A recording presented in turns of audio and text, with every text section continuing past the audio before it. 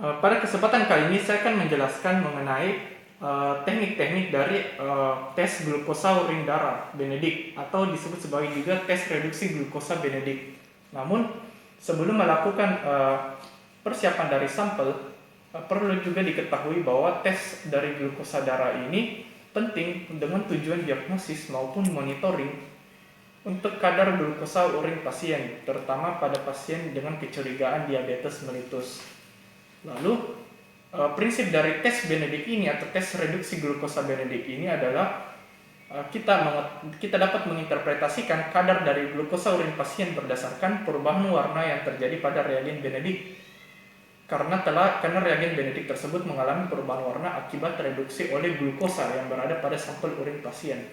Nah, sebelum memulai, kita beralih terlebih dahulu ke persiapan pasien, di mana kita harus terlebih dahulu meminta informed consent dari pasien, baik secara lisan maupun tertulis.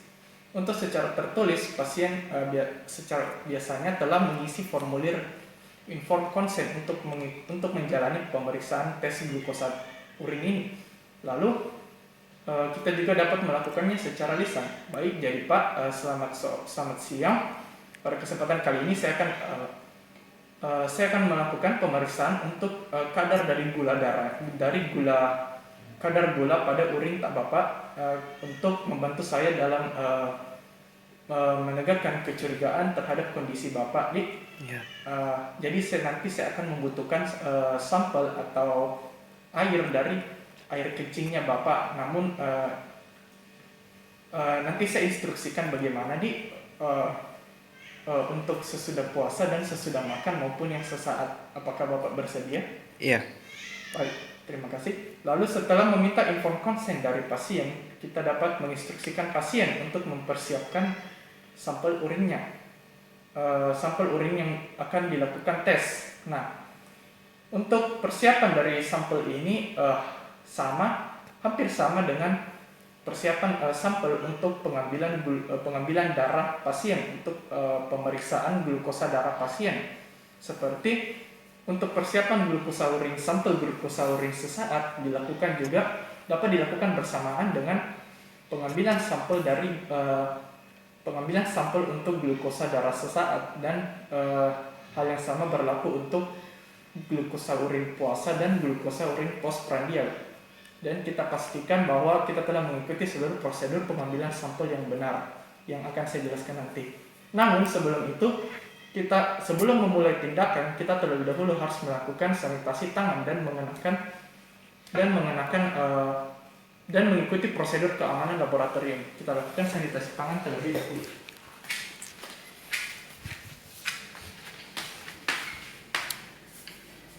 Nah, seperti biasa sanitasi tangan kita lakukan dengan terlebih dahulu membasuh kedua tangan dengan air mengalir.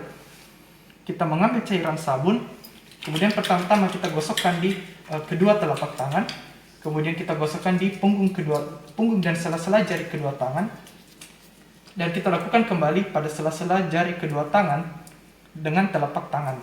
Setelah itu kita kemudian lakukan pembersihan pada daerah ibu jari tangan dengan menggunakan tangan satunya dengan gerakan sirkular. Kita lakukan secara bergantian. Lalu kita gosokkan kuku-kuku dan ujung-ujung jari pada telapak tangan satunya dengan gerakan sirkular. Kita lakukan bergantian. Dan terakhir kita bersihkan daerah pergelangan tangan dengan gerakan sirkular menggunakan tangan satunya secara bergantian. Dan kita kemudian basuh kembali dengan menggunakan air mengalir. Setelah itu kita keringkan dengan menggunakan kasa ataupun handuk yang steril.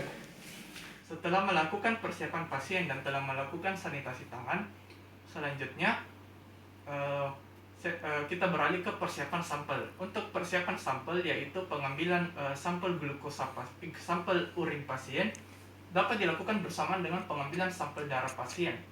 Dan sesuai jika misalnya pengambilan sampel untuk GDS atau gula darah sesaat, dapat juga dilakukan pengambilan sampel glukosa urin sesaat. Kemudian jika untuk pengambilan sampel glukosa darah postprandial, maka dapat juga dilakukan.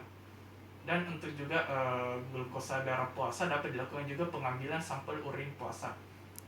Lalu yang paling sering digunakan adalah pengambilan sampel urin sesaat ataupun postprandial, di mana untuk postprandial sampel urin tersebut dikemihkan oleh pasien kira-kira 1,5 hingga 3 jam setelah pasien makan.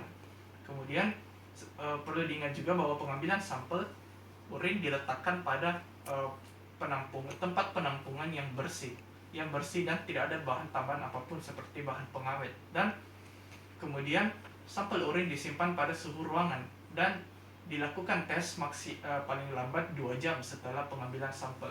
Setelah persiapan sampel, maka selanjutnya kita beralih ke persiapan tes, prinsip tes. Nah, untuk prinsip tes reduksi glukosa atau prinsip tes Benedict ini, kita melakukan interpretasi dari kadar glukosa urin pasien berdasarkan dari perubahan warna yang terjadi pada reagen Benedict yang direduksi oleh glukosa pada urin.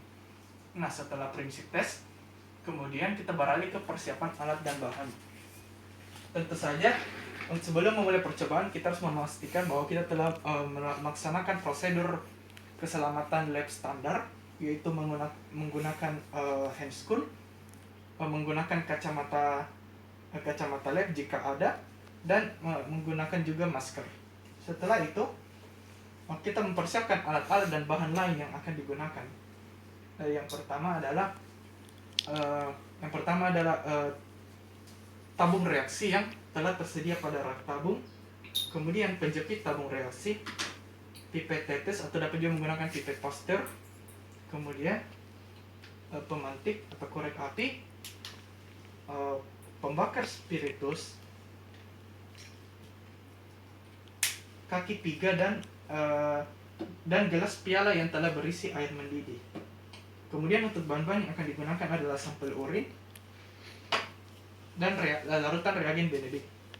Nah, sebelum memulai tentu saja alat-alat yang telah kita persiapkan kita harus pastikan telah bersih dan siap untuk digunakan.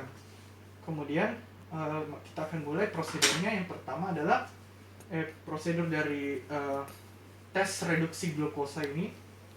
Yang pertama adalah kita meneteskan kira-kira 5 ml reagen Benedict ke dalam tabung reaksi. Setelah itu, kita kemudian masukkan ke dalam tabung reaksi yang sama kira-kira 5 hingga 8 tetes paling banyak sampel urin pasien. 1, 2, 3, 4, 5, 6, 7, 8. Setelah itu, kita letakkan tabung reaksi yang telah berisi sampel tadi pada rak tabung reaksi, dan kita mempersiapkan gelas piala yang telah berisi air mendidih, yang telah berisi air. Kita didihkan air di dalam gelas piala dengan menggunakan pembakar spiritus. Kita didihkan hingga kira-kira beberapa menit. Kemudian setelah air mendidih, kita mengambil kembali tabung reaksi yang telah berisi sampel tadi, larutan sampel tadi, dan kita rendam ke dalam air mendidih pada gelas piala tadi. Kemudian kita perlu pastikan bahwa air mendidih telah mencakup seluruh bagian dari sampel urin tadi, sampel tadi di dalam tabung reaksi. Kemudian kita tunggu hingga kira-kira 5 menit, dan setelah itu kita matikan pembakar spiritus,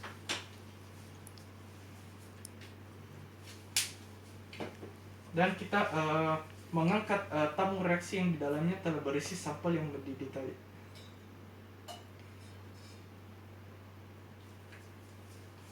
Nah, setelah itu, sebelum kita melakukan interpretasi dari perubahan warna reagen Benedict oleh reduksi glukosa tersebut, kita lakukan pengocokan terlebih dahulu hingga kira-kira terjadi perubahan warna.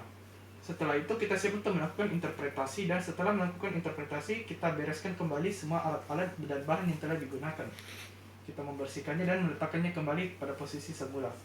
Untuk interpretasi dari tes reduksi glukosa atau tes glukosa urin Benedict ini, Yang pertama adalah uh, untuk interpretasi pada pasien dengan tanpa kecurigaan DM atau diabetes mellitus, maka interpretasinya adalah negatif, di mana tidak terjadi perubahan warna pada larutan, yaitu tetap biru.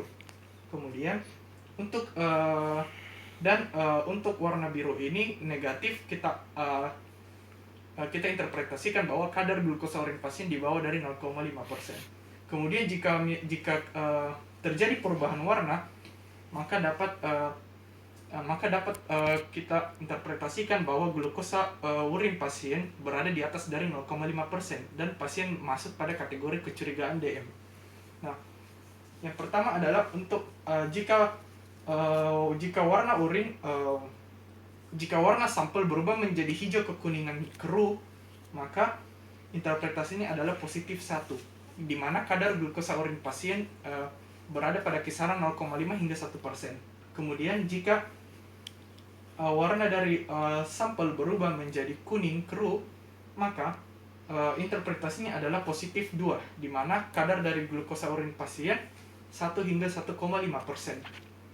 Lalu jika warna sampel ternyata berubah menjadi warna jingga atau seperti warna lumpur yang keruh, maka dapat kita interpretasikan positif 3, di mana kadar dari glukosa urin pasien berada pada kisaran 2 hingga 3,5%. Kemudian jika sampel urin pasien berubah warna menjadi berwarna merah seperti merah bata, maka interpretasinya adalah positif 4, di mana kadar dari glukosa urin pasien di atas dari 3,5%. Nah, setelah melakukan interpretasi tersebut dan membereskan alat, kita kemudian melakukan kembali sanitasi tangan dan kita memberitahukan pasien mengenai interpretasi dari hasil tes glukosa urin Benedict atau tes reduksi glukosa tadi. Setelah melakukan seluruh prosedur dari tes glukosa urin atau tes reduksi glukosa Benedict, terakhir kita juga perlu melakukan kembali sanitasi tangan. Yang seperti sebelumnya, kita basuh kedua tangan terlebih dahulu dengan air mengalir, mengambil cairan sabun, menggosokkannya pertama di kedua telapak tangan, saling menggosokkannya di kedua telapak tangan, kemudian menggosokkannya di punggung dan sela-sela jari kedua tangan secara bergantian. Kita lakukan kembali dengan saling menggosokkan kedua telapak tangan dan sela-sela jarinya. Lalu kita bersihkan daerah ibu jari tangan dengan menggunakan tangan satunya secara bergantian. Lalu kita gosokkan ujung-ujung jari dan kuku jari tangan pada telapak tangan satunya dengan gerakan sirkular. Kita lakukan secara bergantian. Dan terakhir, kita bersihkan daerah pergelangan tangan dengan gerakan sirkular menggunakan tangan satunya secara bergantian. Kemudian kita bilas kembali dengan air mengalir. Dan terakhir kita keringkan keringkan kedua tangan dengan menggunakan kasa ataupun handuk yang steril. Selesai.